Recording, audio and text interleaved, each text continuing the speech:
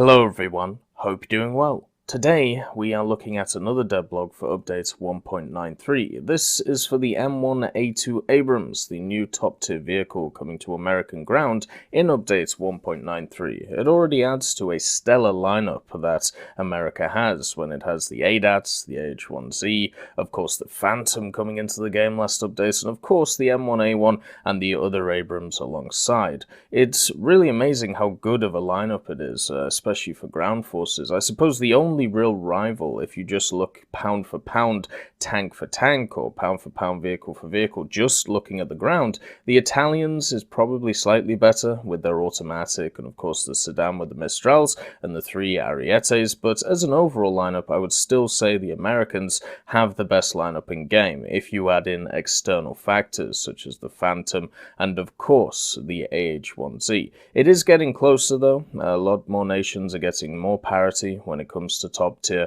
with the Italians getting the new helicopter and also stuff like the Mi-28 being added. The other nations in the game will eventually catch up to the Americans. It's just going to take a little bit of time. Now, one thing I do want to talk about, because it seems like people have, at least when it comes to this video here, I did a video looking at the M1A2 on the dev server, so if you want to check it out, make sure you do. And a lot of people think that I missed the proximity shell. No, I didn't. I even talked about it in this video. I also talked about how, at least for me, I believe it's only really going to be useful against helicopters because of its really good muzzle velocity and also the idea of its proximity shell, factor. So I don't know why people are saying, how did I miss it? I didn't miss it. I literally talked about it in the video. So the other improvements that this Abrams gets, apart from a proximity heat FS, which in my opinion it's not really going to be a game changer. I know a lot of people are interested in it, especially against helicopters. As somebody who has played the automatic with its proximity shell as well, I will say the automatic is really good against helicopters, especially at incredibly long ranges, but normally it takes more than one shell to be able to knock out a helicopter or a plane with the proximity shells. So I'm worried about with the Abrams, if you load that heat FS with of course the proximity shell idea, the fact is, first of all, you're going to give away your position by firing, which is obviously something that is always going to be a bit of an issue. Secondly, you're going to have to guarantee to kill either that plane or that helicopter, with that proximity shell.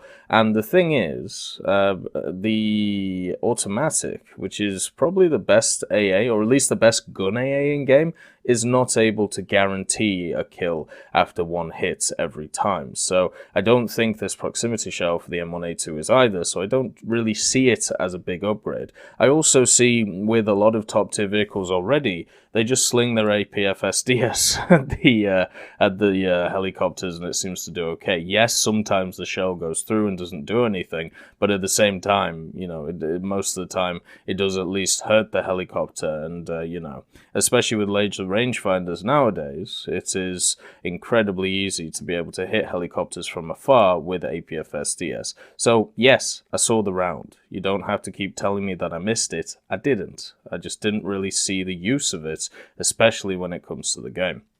The M1A2 Abrams does have some other uses, though, which do set it apart from its competition, mainly the competition from other American vehicles. The fact is, the M1A2 Abrams has DU inserts in it, meaning that it has, massively better armor than its previous versions. There is a little bit of confusion, or debate, I should actually say, about the DU inserts being missing out of the hull. I'm not going to go into that discussion because it's just a minefield. I talked about it a year ago and I feel like I made my points pretty clear when it came to how stuff works when it comes to sourcing, and also when it comes to stuff which is classified. It is a minefield for a lot of people. A lot of people see one source and go a bit crazy about everything, so therefore I'm just going to dodge it for now because, as I said, I've talked about it in the past. The fact is, at least for now, the low glacis of the M1A2 is still incredibly, it's just not very good. You're talking about 400 millimeters of kinetic protection, so you should easily be able to penetrate it with the majority of top tier rounds. Where the protection becomes a lot better, though, is when you have a look at the turret. And with protection analysis, I was able to have a look at it. If I could find it in this wonderful video, I'll just play it along. Might as well. And that seems to be where the DU inserts are, at least for this vehicle right now. So the extra armor in the turret, it kind of was interesting. It actually made the parts where the loader is a little bit more armored than the other parts, which is just a little bit odd. Normally what you would see instead is something which is more akin to the fact that you have more armor for your gunner and also your commander who is sat on the other side. If you have a look here, let's just get past this advert. Recognize signs of strokes. Make sure, ladies and gentlemen, that you are keeping on top of your health regimes. But you can see here is the protection analysis, the new one that they added in. Very happy that they did that. Using the DM33 round for the Leopard 2A5, the lower glacis is 340 millimeters. So you can easily go through that, killing the driver and also hitting the engine. 350 is a little bit higher on the upper glacis. So yeah, there's no extra armor there compared to the M1A one, which is a little bit sad for it. But do remember the dev server is subject to change. I've got a feeling that this armor is going to change a little bit, and the upper glacis is still really weak for the M1A2.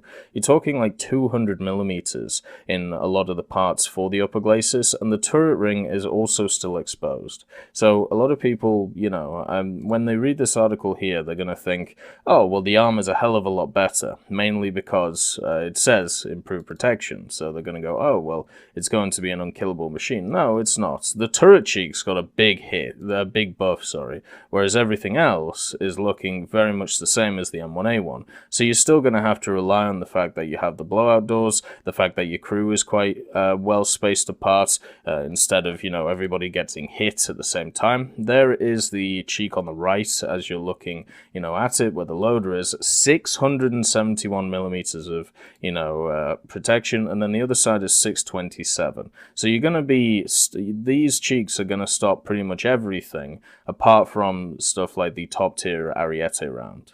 So that is something to look forward to, in my opinion, when it comes to its protection. That is the major upgrade that this thing has when it comes to values which are easy to see. But in my opinion, the bigger upgrade is the thermal imaging. So for the M1A2 Abrams, the thermal imaging is going to be available for the driver, for the gunner, and also for the commander. And what this means is you are going to be able to use your binos to be able to see people across the way with your thermal imaging. And with the increase in night battles, with the increase in more defensive gameplay, when it comes to top tier, I feel like this is going to be much more of a change for the Abrams instead of other parts, such as this little bit of extra armor. I don't think the extra armor is actually going to make any difference at all, because you don't shoot the Abrams in its cheeks anyway, unless you have nothing else to shoot at. So the best place to shoot it is always the turret ring or the lower glacis, just because of how rounds work in the game and how to take them out. So you can see here, obviously the gunner view is available, and the other thing as well, for the commander's view, it does actually have kind of a 270-degree turn on it, which is really nice. You can see it has a slightly different cupola to before, compared to before. So yeah, that is lovely. The fact that I can show it here, I believe. If you have a look at the, let's just go back here. Here, and hopefully I show it. Yeah, you can see the cupola, at least at the top there, how it is at least different to the M1A one, so it does look nice, It is a lovely little cupola. The problem is that it kind of gets stuck because of that, this bit in the middle here.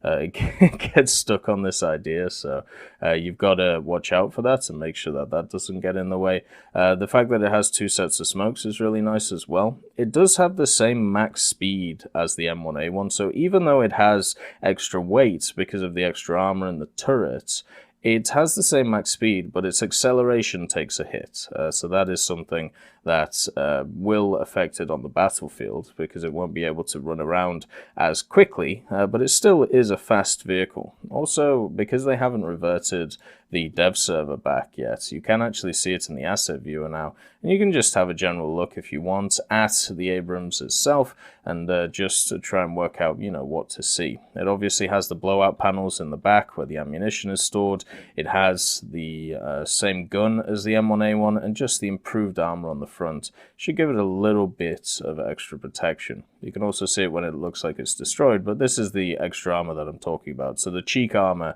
is the main big difference. The the cannon breach you can still go through. The horizontal turret, which is the big weak spot, you can still go through. The upper glacis, you can see there's no armor on the upper glacis, so you can just go straight through that. Like shooting this bit of the M1A2, like you're just gonna go straight through it. Like this, where the driver's hatch is, like here, this bit, it's just going to be curtains for the damn thing. So even though it is an upgrade over what we have in the game, the fact is I don't think it's that big of an upgrade over the M1A1. It is the main upgrade I see out of the M1A2 is if I run my standard lineup of America with the H1Z, the Phantom, the other Abrams. What I get to do is I get to replace my IPM1 or my M1 with an M1A2. So I have two 120mm Abrams instead of having one, 105 and one 120, because what I would run is the IPM1, the M1A1, the ADATs, and the Phantom 2, and the AH1Z on top of it. So being able to replace my lineup with the IPM1 with an M1A2 automatically makes that lineup better compared to the competition. And this is where it gets interesting, right? So with, let's say the Leopard 2A5 is the counter to the M1A2, which I think is safe to say, because it's very similar to the M1A1 as well. They both are, maybe the 2A5 is slightly better, but they are on a very equal playing field. Well, now, with two of the very similar 120 Abrams about, now the 2A5 has to trade 2 for 1 instead of before it could trade 1 for 1 and be happy with its service, until we get another Leopard 2 in the game, which would balance that out, but at least for now, that doesn't seem to be the case. So it is lovely to see this American vehicle.